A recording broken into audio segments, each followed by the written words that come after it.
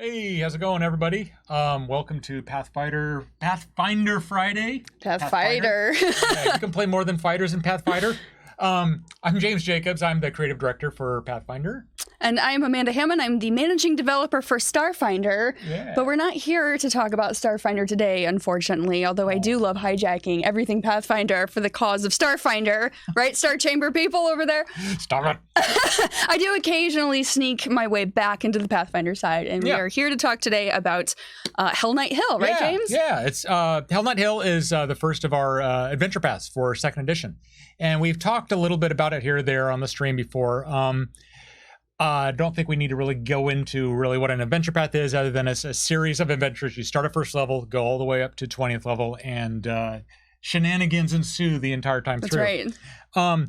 When we were working on this adventure path, it was kind of tricky because we had to start writing it before the rules were done. Yeah. So the only people that really even knew the rules were people that worked at Paizo. So I decided that for Age of Ashes, I wanted to use all internal authors. So everybody who wrote an adventure in Age of Ashes is somebody that works actually at Paizo. And as it turns out, a lot of people who work at Paizo are really good writers. So that was a pretty fortunate turn of events. But I wanted to, specifically, I wanted you to write the first one because I've worked with you in a couple of adventures before, and you just have this grasp of just like a combination of interesting characters, and I call it the darkness. Just like not everybody is your friend, and like not everybody who looks like your enemy is your enemy, and it really makes it a lot more interesting if you really don't know. If somebody is like, there's a goblin down there, maybe he's a good guy. There's a creepy spider thing, maybe that's a good guy, maybe not. I'm very into variable encounters and interesting terrain on maps and player choice having a serious outcome in the change of the story, which can be a difficult thing, I know, to work with. And I appreciate James's willingness to put up with my bullcrap in my adventures. So we're going to hopefully maybe do, if people are get a kick out of us talking about Hellknight Hill, we can bring in other authors to talk about other volumes going forward in Age of Ashes. But again, today we're talking about Hellknight Hill. So here we go. It's right here. It's all glorious and dragony. Look at that beautiful red dragon right here. Yeah, he's a friend. Do you want to talk about who that is? We've mentioned before that this is maybe Dayhawk, the god of evil dragons. Whether or not he shows up in this adventure is a spoiler. We'll try to keep the spoilers kind of light in here. They will percolate. There are some major spoilers. Yeah. So Hellknight Hill, when we were starting up with this, we knew that this was going to be a lot of people's very first adventure path because it's a new adventure path. It's a new system, really. You know, it's the 2nd edition of Pathfinder. And we wanted it to cause a couple of things. We wanted it to be like a really classic storyline where, in this case, you're fighting dragons and exploring dungeons and stuff like that. But we really wanted it to hit in on a lot of the stuff that we've got unique to our world. Yes. One of the things that's really one of our iconic kind of organizations are these mercenary law keepers called Hellknights, which were kind of the brainchild of Wes Schneider back in the day. Yes. And the idea was that these guys are like, they work for themselves. They hone in on specific laws. Yeah. And they're kind of mercenary sheriffs and stuff like that. Yeah. They've got individual charters, and they're very much about their own interpretations of the law, which varies in subtle ways throughout the different orders of Hellknights. Yeah. And they work very regionally, but they may go on missions to further their own causes sort of all throughout the world, which really served this adventure path really very well. Yeah. Yeah. We wanted to, so yeah, by going with Hellknights, is something that's kind of at the same time identifiable if you've never heard of Pathfinder before, but if you're into Pathfinder, it's like, oh, these guys look really cool. So we wanted it to basically start out with a castle, a classic, explore the castle. And as it turns out, all the Hellknights have castles. Yeah. They all have these like citadels, their bases of operation. Yeah. We didn't want you to go into one that they were living at, though, because you shouldn't be fighting Hellknights when you're 1st level. You'll probably just get thrown in an oubliette in a pocket dimension next to hell somewhere, and they'll forget about you for a couple hundred years, or fed to devils or whatever. Not all Hellknights are evil. I should point that out. But no, not all Hellknights are evil. But all Hellknights are intolerant of troublemakers. That's true. Which adventurers all are. So with Hellknight Hill, we had this group called the Order of the Nail, and the Order of the Nail is a group of one of the original Hellknight groups. They in our story's history, we've got the Order of the Nail had built their first castle in this nation called Isger, and then way on the other side of the continent, this queen was like, you know, I could use some Hellknights working for me. You Order of the Nail guys, if you come out here to Varissia and like set up shop next to Corvosa, I'll build you an even better castle for free, and you can live there. And and we'll give you charter to enforce all the laws in this area, and you can sort of bring peace to the wilds around, which is very much the Hellknights, the Order of the Nails deal. Yeah, they're really all about like going out to the rural areas and like beating up like the bandits and and getting rid of wandering monsters and basically making order out of the chaos of the wilderness. So ironically, they abandoned one rural area to that exact thing. Yes, they did. But that gives us a really cool like Hell Knight themed castle for us to start with. And it didn't really actually have a name. It was Citadel Altarian was the name of the actual castle. Which was a rando name that Wes just dropped into a product and we had never used since. And so we were trying to like, well, there's got to be a town there and all this. And we were coming up with ideas, and it had to be something really kind of catchy at the start. And Hell Knight Hill just kind of came into my head as like it's got, you know, consonants with the H's, and it feels just kind of iconic. Even if you don't know what a Hell Knight is, Hell Knight Hill is something that you just immediately like, And there's a logic to it as well, right? Because you've got this bastion of order, this knightly group that is all about you know, being defensible and protecting kind of the wild and taking care of civilization, that they would have built their citadel on a hill in a defensible strategic location makes absolute sense. And especially when we dealt with the geography of the surrounding area with the town that's next to it, Breach Hill, that was basically built in a valley next to a creek. It was like, it's basically the perfect place for the protectors of the area to live. Yep, absolutely. So when we do adventures, we basically do an adventure path. Whoever's running the adventure path, in this case, I was running this adventure path. I do a big outline. The outline for the entire adventure path is about 20,000 words. That's about the size of a 32-page adventure. Yeah. So they're pretty wordy. And then I give those out to the authors and split up who's doing which adventure. And then they take that and build it out. Their specific adventure, they build out the outline into a full adventure pitch. And in the first one here, one of the challenges is not only do we need Amanda to write this adventure, but you need to write the actual town that the adventure is set next to. It's really difficult to write an adventure where you're going back and forth from town if you don't know what the town is. And the town didn't exist yet. So that was part of this case was like, would you like to write an adventure? Haha, I'm tricking you. You get to write monsters and town stuff and all this other stuff. Yeah, it was a little bit intimidating for me, honestly, because this was very much styled as the second edition version of Sandpoint. This is the town where this adventure path kicks off. That was meant to be the home base for adventurers. It's a place where the party goes back throughout all 6 volumes. They can, I don't know if this is a spoiler, but they can have a base that the town ends up being very relevant for.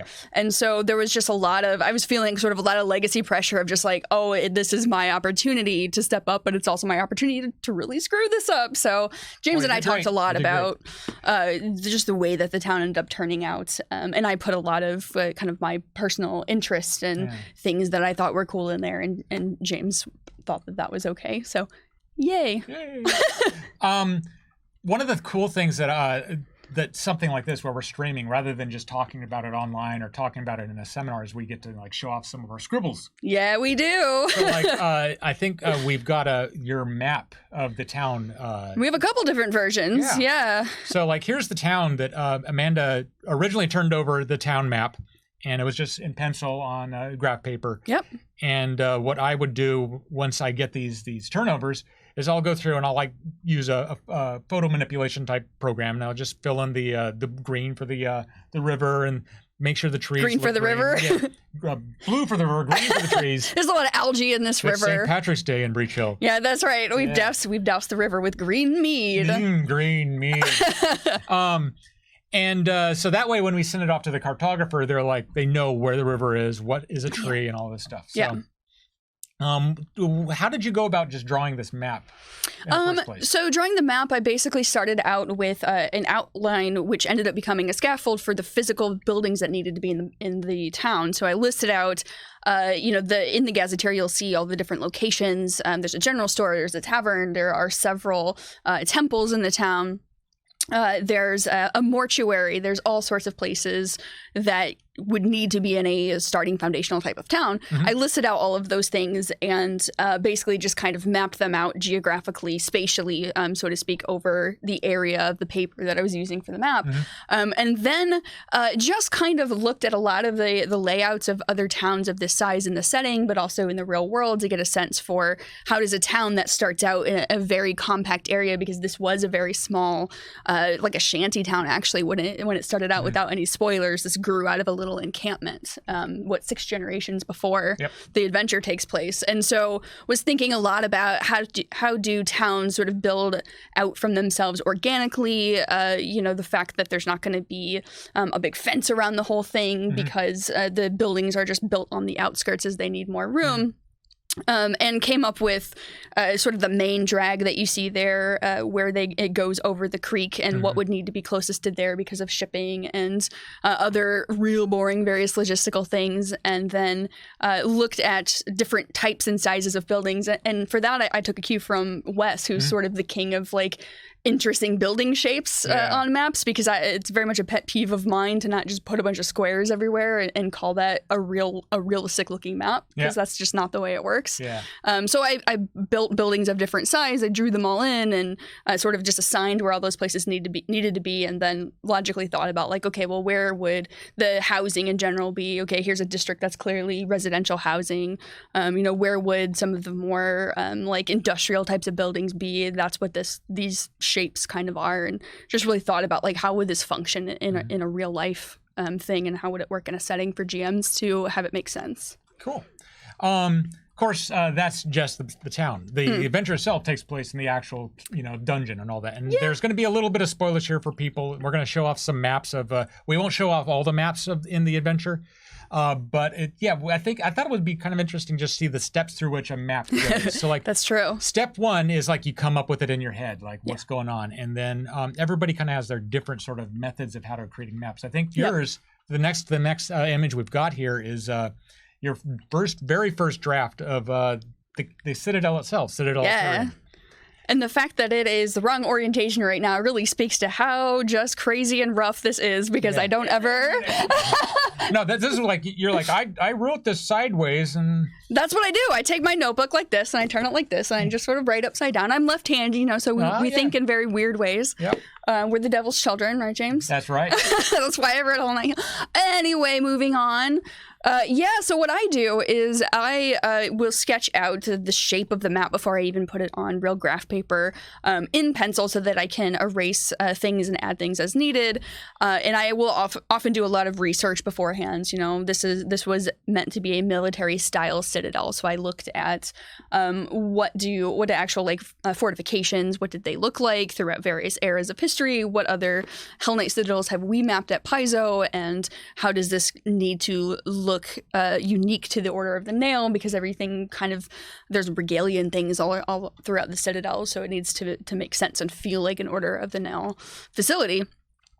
So I did some of that, and then I sketched it out on that paper, drew in the rooms, and then as I'm getting an idea of what parts of the adventure need to happen for the story purposes, where PCs meet certain very important NPCs, for example, or where very important encounters take place, making sure there's enough room for that thing, and getting that all drawn in pencil before it ever makes it onto graph paper. And you'll see in there that there are actually all kinds of little notes to myself about where to put certain things in there, and most of them don't really make sense. I've got like a previous iteration of one of the main NPCs names in there in a different spelling, because I ended up changing the spelling of it for the final draft.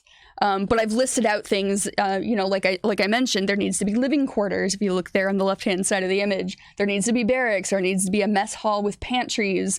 There needs to be something else that I can't read because my writing is terrible. Training yard. Training area. Yeah, the training area is very important, because that's where they meet Alex Sagram, the Hellknight guy, who follows you throughout the whole adventure, or can anyway. So just a list of all the things that need to happen, and then map them onto the map and build it out as necessary. Yep. So then the next step was you would basically translate into graph paper on a piece of graph paper and get everything kind of sorted out. And then that gets turned over to me. Yep. And then so we go to, I think the next map we've got is once I get a map, what I often do is I will use the map sort of as an outline to help me walk through and figure out how the final product is going to look. So in this case, the orientation of the original one was kind of like swift over on the side, and I knew that we wanted to have this be a really big kind of footprint in the basically in the book itself. So that meant a full page map. So I had to rotate it over to the side, then what I did is I think I took your original map because I can see some of your pencil marks in like area A1 and like I think you overlaid the notations there on the actual map that I gave to you in digital form. In this case, so I scanned it in and then I used a program to basically go over all of the walls so that when those are those really thick walls that you can tell are actual like walls you can't walk through or something like that. Made sure all of the doors and stuff are clear. Again, colored in the water-filled areas, surrounded the area with grassland with green. Yep. We've got that inset sort of second battlements tier that happens up there. Yep. And all of that is basically not only to help me, when I'm going through and developing it and everything, but to make it easier for the cartographer. Yep. And another thing too is like when you're going through an adventure, there are certain sorts of like, if you get a dungeon like this, the player characters can take whatever route they want through. They can go left, right, north, south, whatever. And we never want to assume that they're going to do a certain thing because first of all, players always surprise you as a GM. And second of all, we don't want to railroad people specifically in a dungeon adventure. That is not, especially for new players, that's not the experience we want to provide. Yeah. It's also... we want to make the map look interesting too as well. So like in this case, you'd already done that and there's like collapsed sections of walls and stuff like that.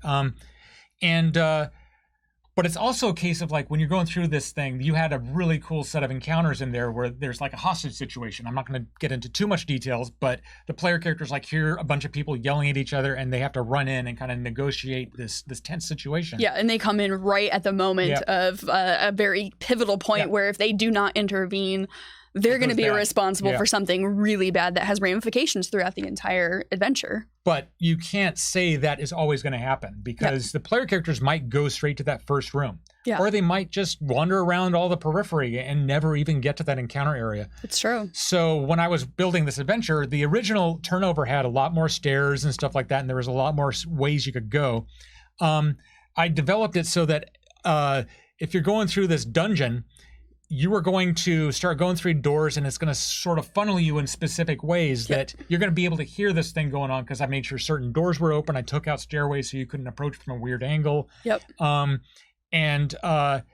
As a result, it kind of encourages the play to sort of naturally siphon into that area where something happens. You did some really interesting stuff. This is also sort of like a boring logistical thing, but some interesting structural things with the Citadel where it's like, well, yes, normally there would need to be all sorts of stairs and access points because it's a militaristic citadel and there's all sorts of groups and people that are using it and living there.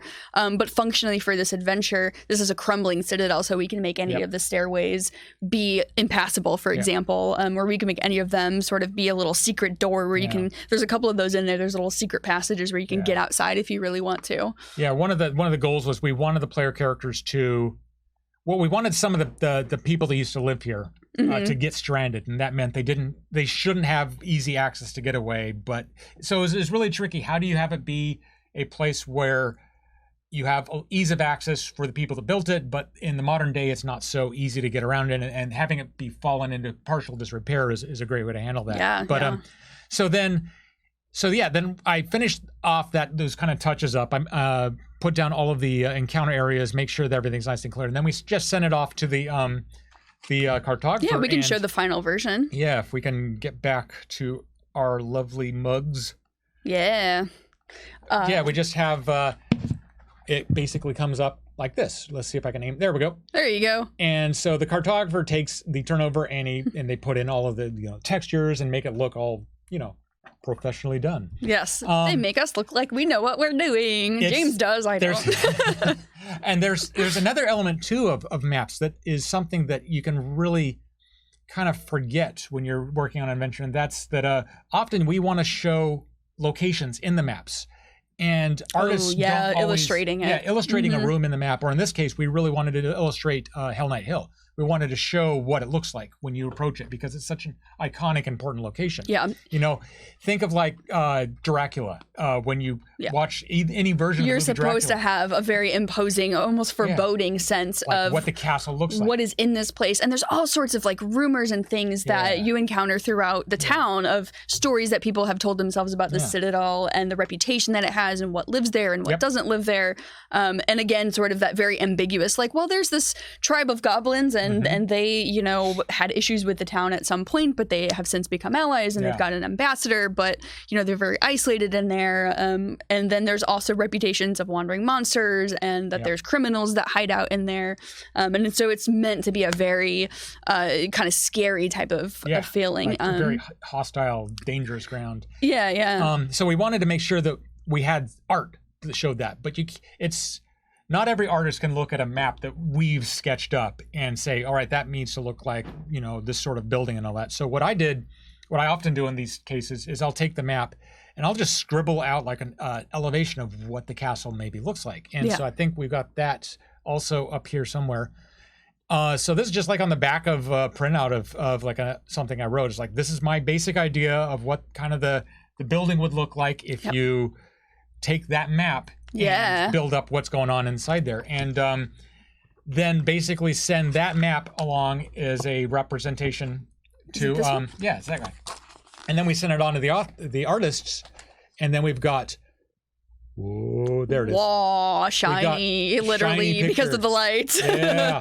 But we got something that looks like the actual castle would look like if we mapped it out. So that can be because it really is on the hill, tricky. it's really meant to be, you know, a very cinematic experience. Yeah, like when you scale out of the valley that the town is in and you get up there and you look up and you see this thing just rising above you in this very larger than life type of experience.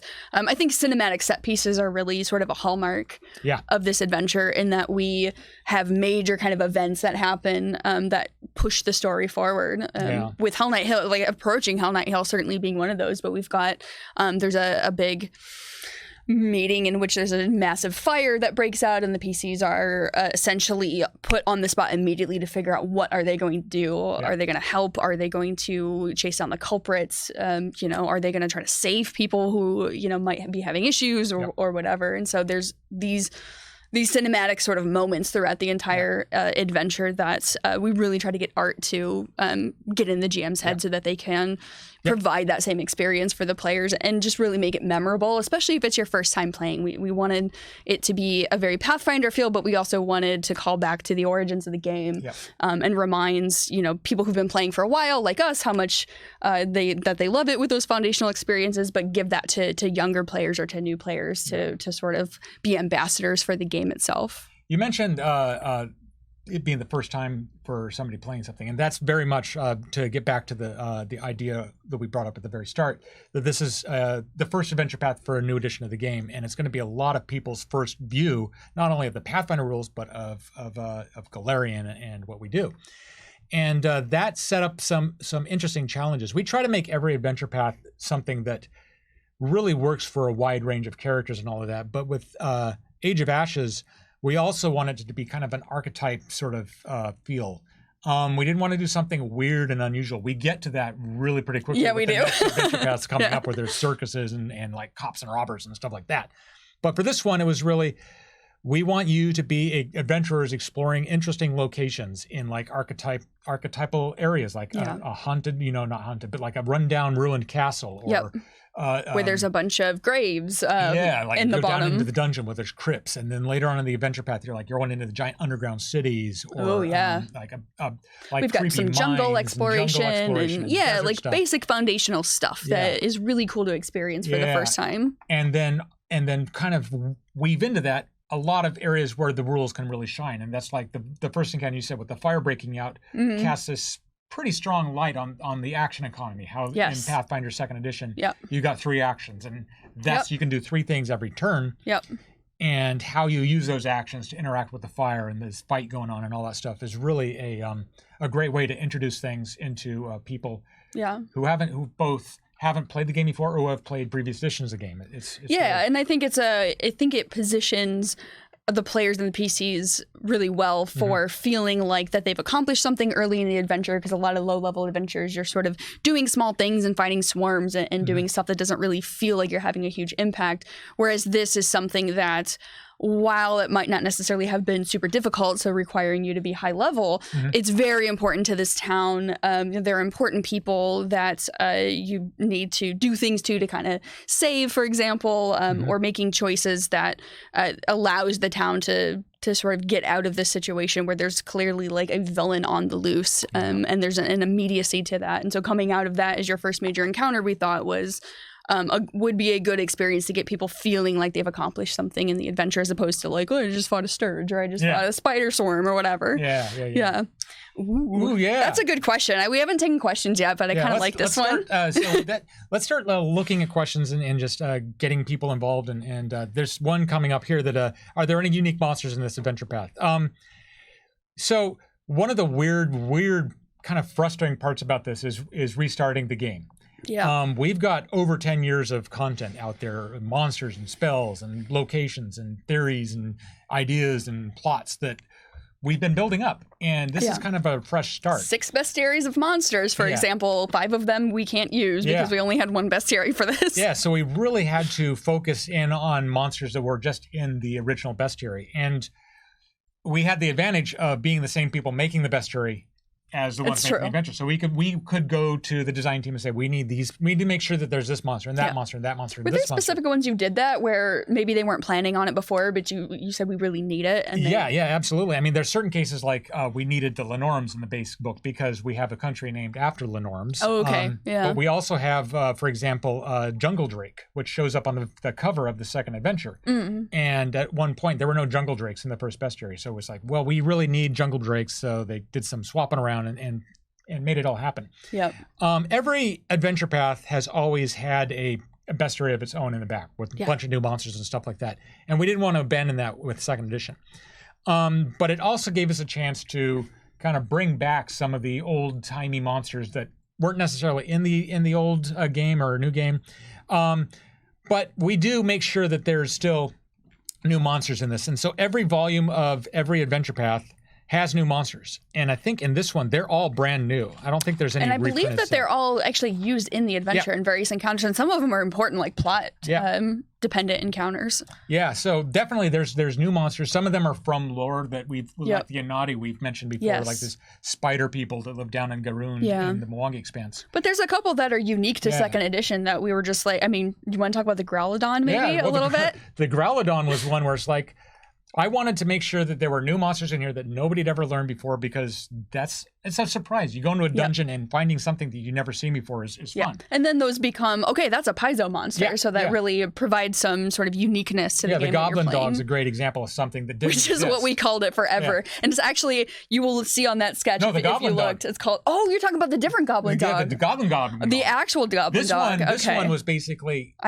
we were like, well, we did the Goblin Dog and that was a success. We want this to be a dragon-themed adventure path. We're calling it Dragon Dog. We're calling this thing a Dragon Dog for the longest time, but it's like, we need a dragon that's like a chump. He's like level 2. And he's real dumb, so he can't fly. He's degenerate. He's just a pushover, but not for first level characters. So because he's level 2. And he can climb. He's got a climb speed. I think he still has a climb speed. That was the tricky part, is because we needed this specific thing to be a dragon that chased these goblins into this area where the goblins could climb to safety, but the dragon could not. Oh, that's right. So he can't. So this and he had can't to be fly. a dragon that can't fly and can't climb. Yep. So he's a cross, but he ended up being a cross between kind of a basilisk without the gaze attack and like a crocodile, and also just sort of like a mindless meat-eating predator who makes all kinds of noises, and he stinks. Yeah. Growlodon, there he is. Yeah, pretty much. That's the noise that he officially needs to make every time you GM him. So Paizo said, ship it. Yeah, exactly. So yeah, that's a great example of how like a new monster that has never really been in the game before kind of gets invented specifically for role in the adventure. Yeah. Looking at more questions, talking about maps. Have there been any innovations in how maps, tactical or larger city maps, are presented in this AP? Oh, interesting. Yeah. Well, I know our cartographer has changed, right, for second edition, but were there any fundamental? We used the same cartographer, Rob Lazzaretti, for a lot of our first edition stuff. And turns out we do a lot of content, and it's hard for one person to do everything we do. So we're expanding and having multiple different cartographers going on. So aside from having new styles of cartographers, there's in this adventure path, there's not a lot of map innovation. We really wanted to kind of not try doing anything unusual or strange because it's the first adventure path, and we didn't want to do it. Plus, it's such a big dungeon; like it just needed to be functional. Yeah. We've tried doing innovations before, and they can be great. They can fail. We tried doing West Crown at one point as sort of an illustrative type map where not every building is shown. Yeah. And it's more of an old-fashioned sort of... And it's almost more of a medieval style. Like, this is an art piece that happens to be kind of accurate to the actual spatial reality of the city. The shape of the city and the location. But it's of the not buildings. Exact. And people, the overall reaction to that was people didn't like it because it wasn't precise enough. And I feel like it's probably because as a GM, it would be frustrating when players are like, I'm going to go to this part of the city. What's here? And they look at the map and it's like, oh, there's a scribble. So I do understand that, although it did look pretty cool. In our defense. And the other ones that we've seen a lot traditionally in games are like isometric 3D versions. And those we can't do because the modern gamer has so much invested. There's a lot of miniatures. You can't really make a battle map out of something that's tilted 45 degrees to the side. It's really difficult to do that. So we keep looking at like ways to do new map stuff and all that. But Next question. Did it feel restricting to design an AP book with so little official material available? Were you aware that monsters, items, hazards, and other elements you made were going to become early canon in the world? Well, I think we were certainly aware of that. Oh, yeah. I think we certainly felt the burden, like James said, of this is a brand new edition of the game. There will be many people who are not at all familiar with anything that was in first edition. And so we need to act like we're presenting all of this for the first time. And so therefore, this will not only be canon, but for some people, this will be the only canon that exists. It's really important to, when you're doing an adventure path, especially one at the start of edition or something like that, to keep in mind the fact that this is going to be, even if you're intending it to be like a little small area, it's going to get a lot of traction. I mean, that's what happened with Rise of the Rune Lords. When we first started with the very first adventure path for, even before Pathfinder was an actual game and we were just using the 3.5 rules, we built up Sandpoint and Verisia to kind of be just like a region to adventure in, and it took off. I mean, that's the way goblins were handled and the town of Sandpoint and everything kind of got blown out of proportion, which was kind of fun, but it was a weird sort of learning rubric for us because we wanted the ideas, like we wanted like Absalom to be the big city of the campaign setting, but we didn't do anything with Absalom. So even though we thought that Absalom was a big important city, Sandpoint was the one that ended up being big and important for the first few years because it was the one we did all the focus on. So, it was the one that was used the most, that people were adventuring in and needing to know answers to questions. Like, what's the name of the apprentice tailor in the town or something, because they've gone, the players have gone there and the GM needs that information. There's an interesting question. Is there any part of the original adventure that didn't make it into book one that you were really proud of and could share? So when I develop an adventure, one of the things that I have to do is I have to take these brilliant words that are written by our talented authors and make them fit into a bucket that isn't big enough to hold all those words. I'm writing my check to you right now. So it can be difficult getting stuff to fit. In some cases, the word count is too small and I have to add stuff in. Was there anything in this adventure that you think was a cool element that was... I've got something that I had to cut. There's one thing that I'm not actually sure. I think it got cut, but I'm not sure. It was a sidebar on the workers at the Pickled Ear.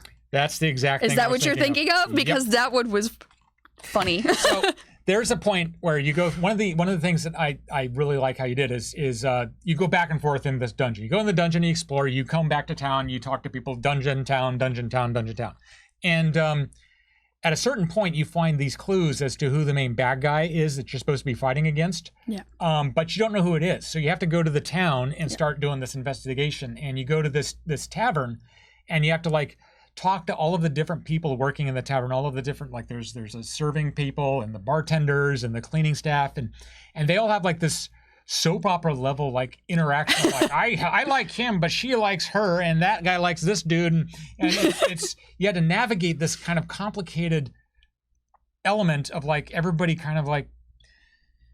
Yeah, everybody has really their own fun. interpersonal things, and I made personalities that were very just not necessarily over the top, but very specific and very character oriented. Like there was like a really kind of hardcore like goth person who ends up being one of the servers, who's kind of covered in tattoos, but is this brilliant artist. And if you talk to them and you draw that out of them, then they can tell you information about the plot. And there's a couple of there's also a couple of little kind of like romance subplots where it's like, well, these two halflings are really in love with each other, but one of them thinks the other hates them, and they have these very diametrically opposed personalities, and you sort of have to work through what they're all about. And it's meant to really draw you into the world and make you feel connected to who these characters are, and see, because you never know what players are going to glom onto and think are very cool. And so even providing just a little bit of that information can help give something for GMs to latch onto, instead of just making everything up on the spot, which is what I do all the time. It also had a really cool gameplay element where it allowed people to play with like deception and diplomacy and intimidate and performance and all of these other skills that don't really have a lot of like limelight really going on in actual dungeon crawl type encounters. And so it was a really cool section, but it was like about 2 pages long, and the adventure it was long. The adventure ended up being 2 pages over. So I had to basically look at that. I was like, well, if I get rid of that, everything will fit right. And the whole actual point of this whole thing was to learn, the PCs had to learn who the villain was. And whether you did this complicated, really fun side of navigation of different personalities, or you just find a note, or you talk to one person instead of 5 people, the adventure continues on. So and I think you may have ended up just using the names and little short stat blocks and just saying like a line or two about who they were instead of the full explanation of all this backstory of them, which still is a really great middle ground. I think that was a fantastic idea, just to still provide that, but without the really long text that just wasn't going to fit in the adventure. And it's also helpful in a case with an adventure path, because I know even before any of these adventures are written, because I've did the outline, I know stuff that is going to be happening in the next adventures. And in this case, I knew that the very next adventure, spoiler alert, has the first third of the next adventure is really, there's not any fighting at all. There's a lot of like this sort of interacting with people and learning who likes who and what likes what, and like helping them put on a festival and talking. And so that whole element of social activity interaction is so well represented in the next adventure that I felt like I could lose some from this one, and it was no, that totally makes sense. Was there any particular challenge of writing this adventure, Amanda? So there was the challenge that you mentioned, which is the fact that we didn't have the second edition rules. They were undergoing so much change really up to the last minute that to keep myself sane, I just had to pick a static version of the rules and write to those rules and continue to communicate with James and tell him, please watch out for these specific sections, like the fire at the very beginning was like, if we end up with rules for how this works in the core rulebook, heads up that there's a whole section here that please change these rules to make them match, which of course I knew that he would. But I really actually wrote the adventure keyed off of a version of the playtest rules because that's what was complete at the time. And there were so many discussions about what may end up staying in the game, what may not end up being in the game, what might significantly change. We didn't know if there were going to be major elements. Like I think at that point, maybe the decision had been made to not do resonance points, but that wasn't maybe even for sure. I think there was still resonance stuff in the when I was first starting writing. So it's like, okay, I'm just going to turn my brain off and assume that these are the rules that the adventure is going to use, and I'm going to write to those rules and leave little notes in the file and talk to James about what I know is probably going to end up needing to change. So that helped keep me sane. Yeah. But one of the biggest challenges every time I write an adventure, a lot of it is very internal because I do stuff in adventures and I think I'm never getting away with this. I'm going to put this in here and I'm not going to say a word. I'm going to wait for the developer to come to me and be like, what the heck, Amanda? Why did you put an encounter where you can come up with a warg puppy as a pet? That's not cool. And turns out that's one of my favorite parts of the I really like awkward choices in adventures where it's like you can just go into this room and there's a slight spoiler for a couple of encounters here. For example, there's a room you go in here and there's a couple of puppies on the ground. They're baby dogs. And they look like dogs. They look so cute. They're wargs. Wargs, as you know, grow up to be awful, vicious, mean, cruel monsters. They are intelligent, lawful, evil monsters.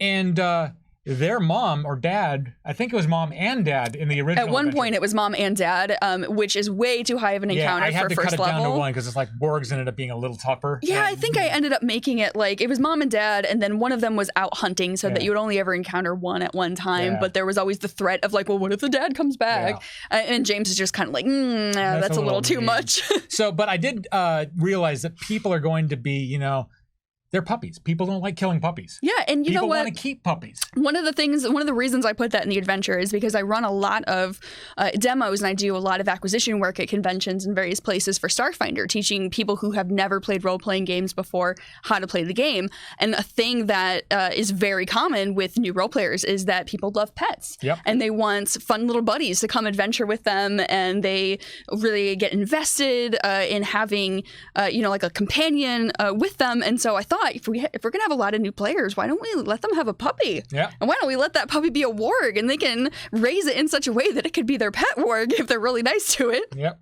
But it's also, above all of that, one of the things that we're doing in second edition is we still have alignment in the game. Yeah. But it's not as much of a straitjacket.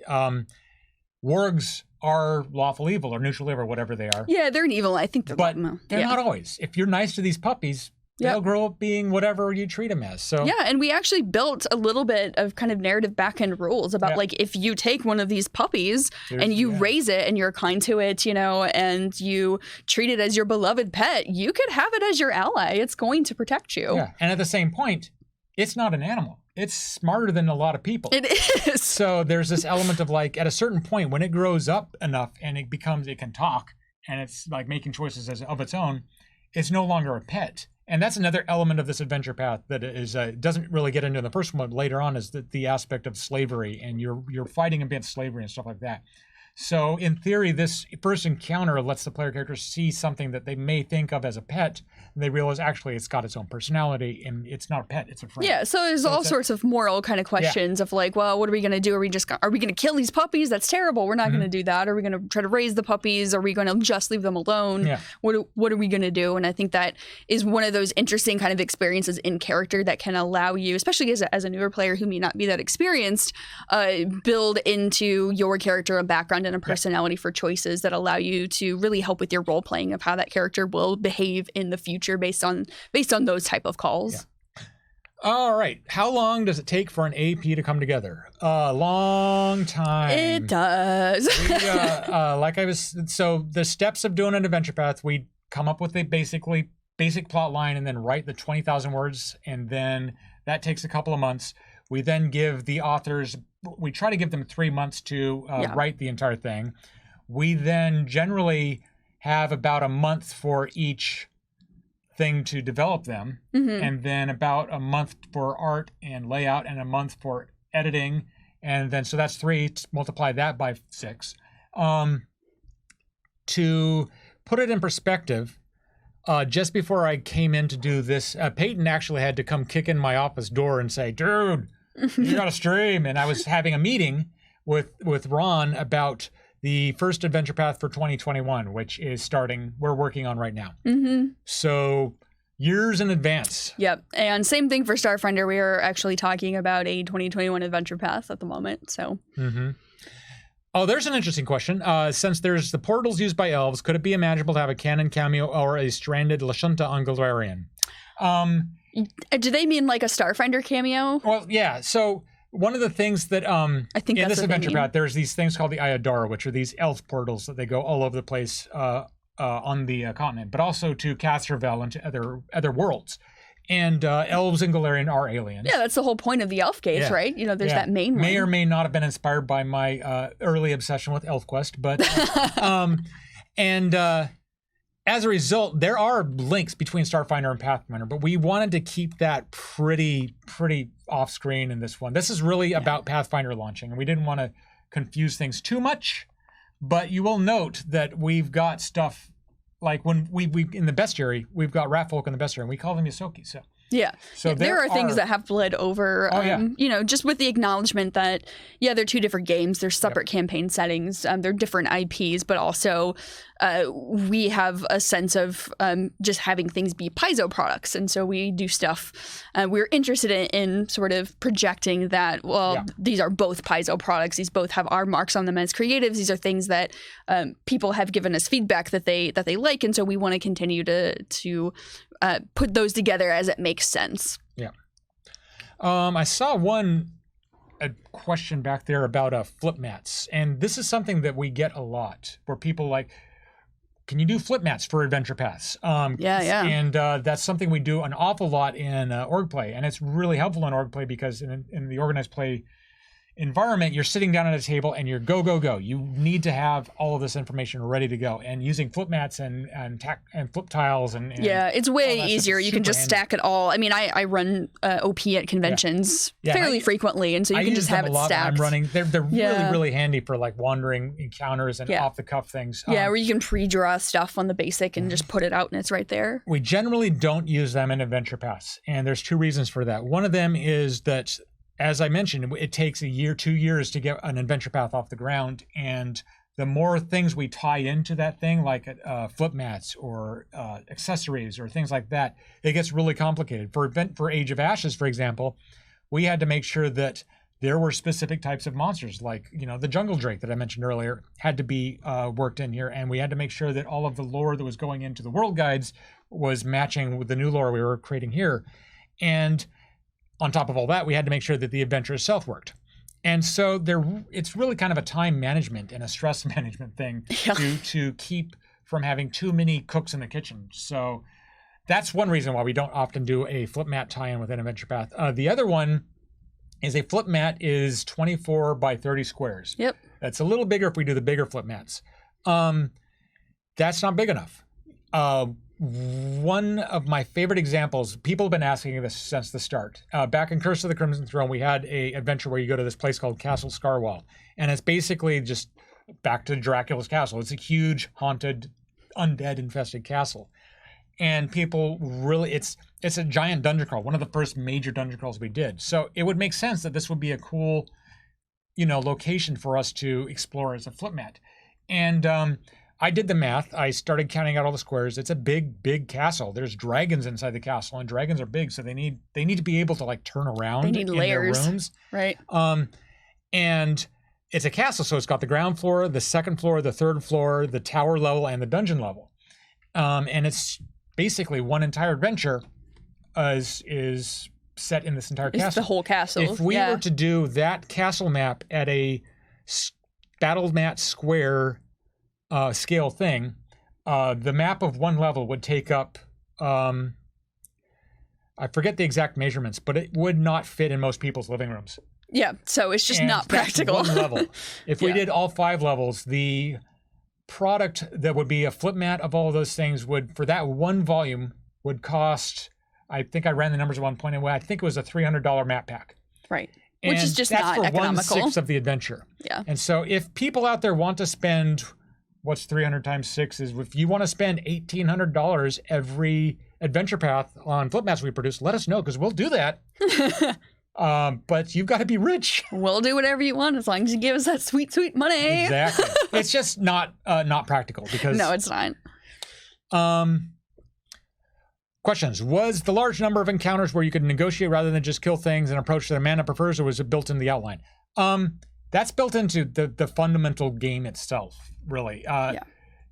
It's, if every single encounter is run in, fight the monster, take its stuff, run in, fight the monster, take its stuff, that gets boring. Yeah. And that's why we try to make sure that there are people that you can talk to. And we never know if your group of characters is like a bunch of dwarves and humans and half-orcs who are banded together because we hate kobolds. Kobolds are the worst. Yeah. There's kobolds in this adventure. And there are. You can justify your rage on them because they're bad people, and you can kill them on all that. Oh, they're real dragons, James. How dare you? How dare you? They're mighty dragons. They want your meats. If you happen to maybe playing, an elf who's like, I kind of think they're cute. Yeah. And they kind of are. They are in a way. Pretty awesome.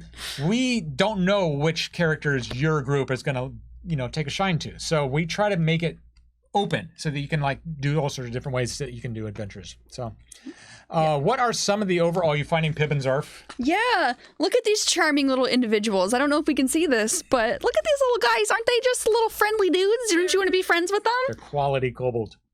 They need to put that knife behind their back, otherwise they might get shanked. That's for toast. That is for toast. So you're spreading your blood on their toast. No, they're not spreading your blood. Right. What are some of the overall themes in this path? One thing that I like doing for adventure paths is coming up with themes. Like for Rise of the Rune Lords, the number 7, the presence of sins, the idea that the longer you adventure, the bigger the creatures you get. You start with goblins, you end with rune giants. It's a fun way to kind of like give feelings and themes really to an entire adventure path. For Age of Ashes, the themes are basically apart from the fact that you want to show off the world, apart from the fact that we want to really double down and show like slavery is on the outs as something that is a legitimate business. It's pretty much in second edition. Yeah. It's criminal activity. Yeah, that was a campaign setting decision that we made. That was like so that comes out to like individuality and freedom of choice and all of that, ending up with where it goes, where freedom of choice is taken from you for absolutely good reasons, but not really. Yeah. So freedom of choice and slavery is a theme. Another really kind of fun theme is the fact that each one of these adventure paths kind of is starring one of the ancestries. When I was trying to work up, like, how does this adventure path work with the new rules, I looked at the new rules and saw that there were 6 core ancestries. Yes. 6 adventure paths. That makes sense. So this one here is goblins. Mm-hmm. There's a lot of goblin stuff going on here. The second one is elves. There's a lot of elf stuff going on. Yep. Third one, you're doing a lot of stuff with halflings. Fourth one, you're doing a lot of stuff with dwarves. Fifth one, you're starting out in a town ruled by gnomes. There's a lot of gnomes that you're interacting with. Yeah, cool. And then the 6th one is ending up with humans in an area where humans are, I don't want to spoil too much, but it's a experiment involving humanity. That's right. And that goes all the way down into the first adventure path where if you're the GM and you're reading the back matter, you know what we're talking about, but we're not going to say it because we're not monsters. No. I mean, we are, but we're just not spoiling monsters. Yeah, we're not spoiling monsters. Since this is the first AP for the 2nd edition, will this have a sequel like Rise of the Rune Lords did in first edition? I don't know. Yeah, that's the thing is I think how long was it before we actually decided we were going to do Return of the Rune Lords? When I did Rise of the Rune Lords, I kind of had in my head the idea that there's 7 Rune Lords. You fight one Rune Lord in this one. Obviously, you're going to have to fight the other ones later. And I put at the back of that, and hidden in the spot that some people have found, the Rune Lords will return. Yes. And they do. They do many times. With Age of Ashes, there's not really there's not really an idea that there could be a sequel. It's pretty self-contained. There's not really. I don't think there's a big enough plot element that you could. No. Maybe there is. We'd have to think about it. Yeah, I don't see a sequel to Age of Ashes coming up. If people really, really love it, maybe we could do another dragon-y thing because dragons are very much about the legacy of their own kind, and there could be think that some of that going on. Some of the complications of doing Rise of the Rune Lords, Shadowstar, or Return of the Rune Lords as a trilogy of adventure paths, it was fun. Mm-hmm. It really got weird when you get to the 3rd one. You're like, well, if this is a sequel to previous adventure paths, why aren't the 18th, 19th level people in the previous adventure paths just coming in and solving the problem? We answered that question in number 5 of Return of the Rune Lords in the adventure that I wrote. Yes, that's right. But we can't use that same answer. And that answer is super rad. Yeah. Oh, we did some weird stuff. There's time travel. There's all sorts of stuff going on. We did stuff that we actually maybe have said that we would never do because of how difficult it is. And then we said, nope, never mind. Screw you. We're going to do it anyway. No, I actually had always wanted to do time travel. I know. But didn't you say that it had to be like the absolute perfect opportunity just because it's so hard? And I knew it was going to be Return of the Rune Lords. Yeah. But I couldn't tell people that way back. Anyway, so there are no plans at this point to do sequels to Age of Ashes. But also we lie all the time. So. Yeah, we do. We can't tell the future unless we do. Speed round questions. Related to that dungeon map, why not making it an iPad app or something for Roll20? We know how to make print products. Yeah. We don't know how to make apps. I mean, the short, a lot of stuff is exactly, through licensed partners. Yeah, the short, again, boring logistical answer is that those are licensed. Those are licensed partners of ours. We don't have any control over Roll20. We don't have any control over any of the iPad plugin apps. Yeah. That is up to those companies to want to make those things and come to us and ask for a deal. And that's outside of the creative department anyway. Yeah. We do look around for opportunities for this type of thing all the time, but we want to focus on what we know we're good at doing. Yeah. Does this AP introduce new campaign setting themes or threats to the world, much like Return of the Rune Lords did? I would say not new, but it certainly delves into things that existed in the previous version of the campaign setting. So Rise of the Rune Lords had a disadvantage, and that was when we started working on that, nobody knew any of our proper nouns. So everything was new, whether it was the Rune Lords or Amico, whether it was, Rune Giants or Attic Whisperers. So we could say anything was true because it could be, because it's all new.